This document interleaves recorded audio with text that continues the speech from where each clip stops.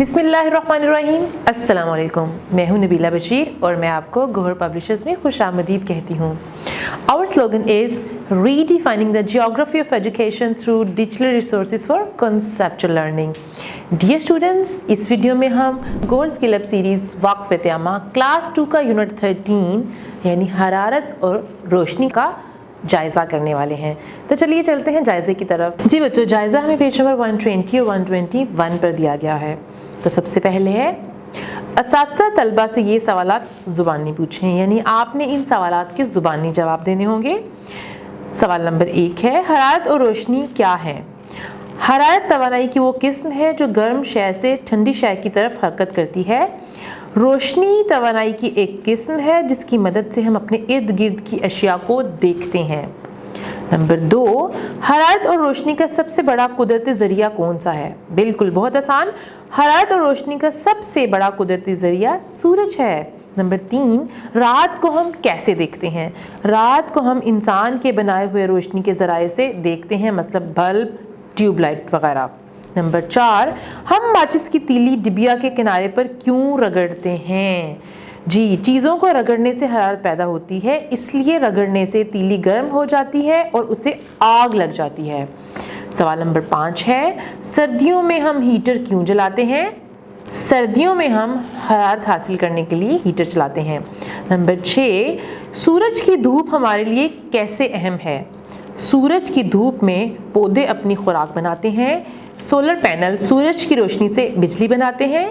सूरज की धूप से कपड़े सूखते हैं। नंबर 7, चांद से हमें रोशनी हासिल होती है या हरारत? चांद से हमें रोशनी हासिल होती है। नंबर 8, आप रात को लैंप के करीब क्यों पढ़ते हैं? लैंप के करीब रोशनी ज़्यादा होती है। नंबर 9, कौन से ईंधन जलने से हरारत पैदा होती है? लकड़ी, गैस, पेट्रोल, मिट्टी का तेल वगैरह। नंबर 10, हंडिया में कच्चा गोश्त कैसे पक जाता है? हंडिया में कच्चा गोश्त चूल्हे की हरारत से पकता है। इसके बाद हम देखेंगे दुरुस्त जवाब पर टिक का निशान लगाएं। इनमें से कौन रोशनी का जरिया नहीं? चांद, जुगनू या तितली? तो आपने तितली को टिक करना है। नंबर 2, इंसान के बनाए हुए रोशनी के जराए हैं सूरज, चांद, टॉर्च, मोमबत्ती, जुगनू या सितारे? हमने टिक करना है टॉर्च और मोमबत्ती को। नंबर 3, हमारे गीले कपड़े खुश्क होते हैं रोशनी से, हरारत से या पानी से? हरारत से खुश्क होते हैं। नंबर 4, हरारत ज़्यादा होती है आग से दूर, आग के नज़दीक, बुझी हुई आग के नज़दीक? तो आपने टिक करना है आग के नज़दीक को। नंबर 5, चीज़ों को आपस में रगड़ने से पैदा होती है हरारत, हवा या पानी? हरारत। अब आगे हैं कुछ सवालात के जवाबात दें। ये वो सवालात हैं जिनके जवाब आपने अपनी कॉपी में लिखने होते हैं। नंबर 1, हरारत और रोशनी के 3 कुदरती और 3 इंसान के बनाए हुए ज़राए के नाम लिखें। कुदरती ज़राए हैं सूरज, आग, जुगनू। इंसान के बनाए हुए ज़राए हैं बल्ब, मोमबत्ती और टॉर्च वगैरह। सवाल नंबर 2 है, हरारत के 3 इस्तेमालात लिखें। चूल्हे की हरारत से हम खाना बनाते हैं। इस्त्री की हरारत से हम कपड़े इस्त्री करते हैं। हीटर की हरारत सर्दी से बचाती है। नंबर 3, रोशनी के 3 इस्तेमालात लिखें। रोशनी की मदद से हम इर्द गिर्द की चीज़ें देख सकते हैं। पौधे सूरज की रोशनी से अपनी खुराक बनाते हैं। सोलर पैनल सूरज की रोशनी से बिजली बनाते हैं। नंबर 4, हम हरारत किन तरीक़ों से पैदा कर सकते हैं? हम लकड़ी, पेट्रोल, कोयले और गैस को जलाकर और हीटर, ओवन, इस्त्री और गीज़र बिजली की मदद से हरारत पैदा कर सकते हैं। नंबर 5, हरारत और रोशनी की शिद्दत कहाँ ज़्यादा होती है? रोशनी या हरारत की शिद्दत अपने मंबा के नज़दीक ज़्यादा होती है। आगे देखें, गलत फिक्रात के सामने गलत और दुरुस्त फिक्रात के सामने दुरुस्त लिखें। कोयले जलाने से हरारत और रोशनी दोनों पैदा होते हैं। जी बिल्कुल, कोयला जलाने से थोड़ी सी रोशनी भी आती है और हरारत भी पैदा होती है। नंबर 2, हरारत हमें इर्द गिर्द की अशिया देखने में मदद देती है। बिल्कुल गलत है, वो सिर्फ हमें हरारत देती है। नंबर 3, हाथों को आपस में रगड़ने से रोशनी पैदा होती है। ये भी गलत है। नंबर 4, सूरज की रोशनी से बिजली पैदा की जा सकती है। बिल्कुल ठीक जवाब है, इसको हम दुरुस्त लिखेंगे। जी, अब हम देखते हैं मुआशरती जिम्मेदारी।